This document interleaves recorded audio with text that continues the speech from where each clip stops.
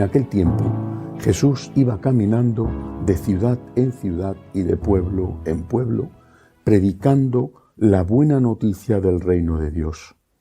Lo acompañaban los 12 y algunas mujeres que él había curado de malos espíritus y enfermedades.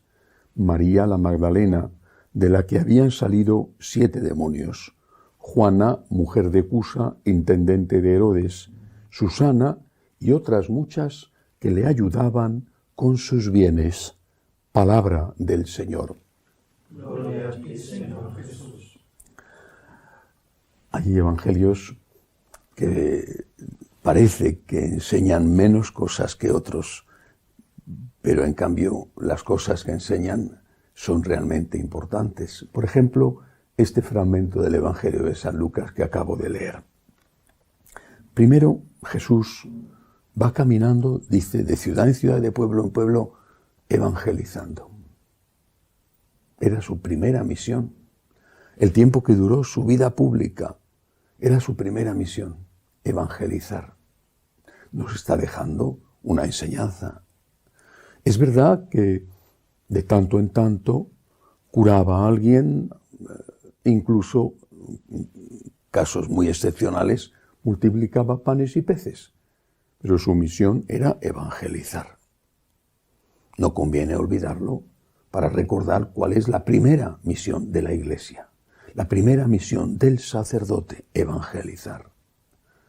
Anunciar el amor de Dios, anunciar la misericordia de Dios y anunciar la vida eterna. Dios existe, Dios te ama, Dios ha dado la vida por ti y hay esperanza.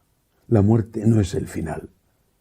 Estarás con Dios si te acoges a su misericordia y pides perdón por tus pecados, y estarás lejos de Dios si mueres lejos de Él.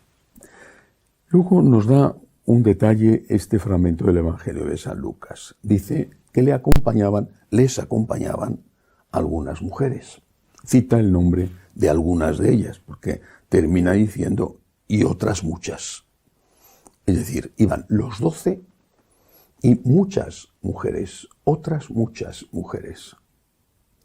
El Señor las une a la evangelización. No rechaza la labor de la mujer. No sabemos bien cuál era la misión de estas mujeres, sin duda, también atender las necesidades, por ejemplo, de limpieza de la ropa o de preparar la comida, posiblemente. Era una tarea que si ellos se dedicaban a la evangelización, alguien tenía que hacer. Eran un buen grupo, 12 más Jesús 13, más muchas mujeres, fácilmente serían 20, 25 personas. La mujer tiene un papel, y un papel en la evangelización.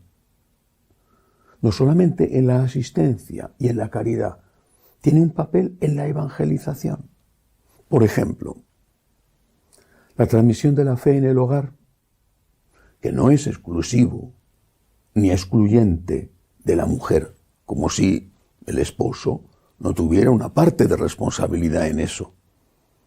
Pero el papel de la mujer es especialmente importante. La mujer como madre o la mujer como abuela.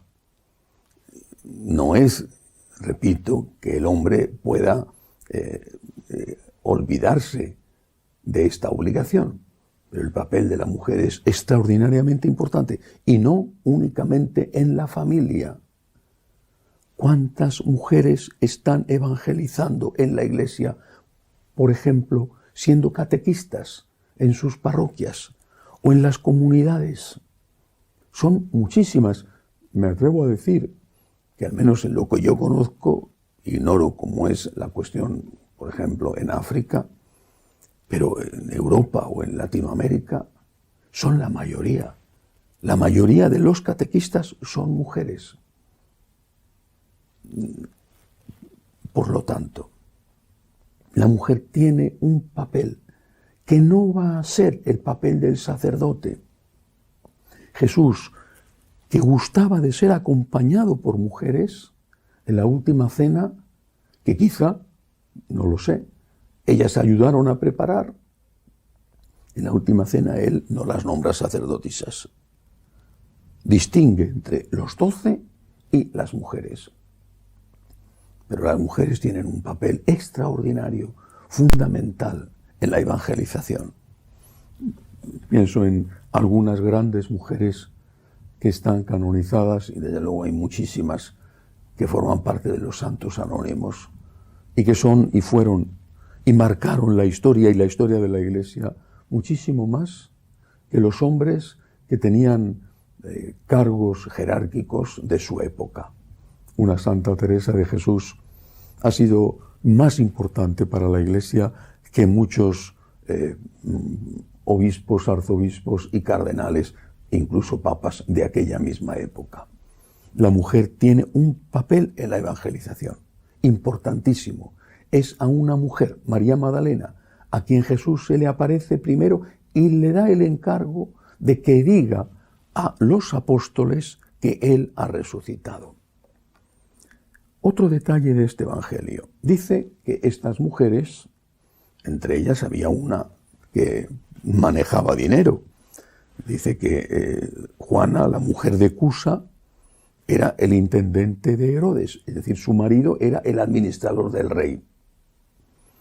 Se supone que ella debía de tener acceso, al menos en parte, a los fondos de su esposo. En todo caso, dice que le ayudaban con sus bienes. Los apóstoles, el propio Cristo, lo habían dejado todo. Nuestro Señor durante 30 años, bueno, menos los años de la infancia, naturalmente, se había ganado la vida, había trabajado, había sido un profesional, un obrero. No sabemos con exactitud si en el taller de carpintería de su padre, aunque aquel concepto de carpintería en la época seguramente era más amplio que lo que hoy entendemos por carpintero. Bueno, en todo caso era un obrero, pero ahora ya no podía estar haciendo sillas o levantando muros como un albañil, que seguramente también lo hizo. Jesús ahora se dedicaba a evangelizar. Los apóstoles, ahí había habido de todo. Uno había sido un publicano, San Mateo. Otros habían sido pescadores. Se habían ganado la vida. Algunos honradamente, otros como San Mateo se había arrepentido de sus robos. Pero ahora ya no ingresaban dinero. Alguien les tenía que ayudar. Alguien tenía que costear su comida. Alguien tenía que garantizar que hubiera un lugar en la aldea o en la ciudad donde iban que pudiera acogerles, que a veces sería un hogar de una persona de la familia espiritual, como Betania, donde estaban Lázaro, Marta y María. Otras veces quizá tenían que hospedarse en algún tipo de alojamiento para, repito, más de 20 personas. Por lo tanto, la limosna, la ayuda a los evangelizadores, fue importantísima desde el primer momento de la historia de la Iglesia. Sin evangelizadores no estaríamos aquí. Pero sin la ayuda económica que recibieron, quizá tampoco. La limosna es una obligación para un católico. Una limosna dedicada, claro, a ayudar a las personas que pasan necesidades. Pero una limosna dedicada también, e incluso en primer lugar, en vista de lo que dice el Evangelio, dedicada a la evangelización. Recuerdo una carta que leí hace años de un misionero, si no recuerdo mal, comboniano de África, que decía, si nosotros pedimos ayuda para montar, construir un hospital, nos llueve el dinero. Si pedimos ayuda para abrir y sostener un seminario, no nos llegan ayudas. Tú construyes un hospital y ¿quién lo atiende? Médicos, enfermeras, gente que tiene derecho a cobrar su salario. Pero el alma será el religioso, los religiosos. Y si no hay ayudas para el seminario, ¿cómo van a salir los religiosos? Hay sitios, países, no sé, pienso, por ejemplo, Camerún. o India, donde hay muchísimas vocaciones y tienen que mandar a esos jóvenes que pudieran ser extraordinarios sacerdotes a sus casas porque no tienen dinero. Evangelizar es la primera obligación de la Iglesia, pero para evangelizar hace falta una ayuda económica. Aquellas mujeres lo entendieron así. Pusieron su vida, su tiempo al servicio de la evangelización y de los evangelizadores. Y también pusieron su dinero. Ni un solo vaso de agua, dice el Señor, que se dé a los que anuncian el Evangelio y que se le dé en mi nombre por mí, ni un solo vaso de agua quedará sin recompensa. Que así sea.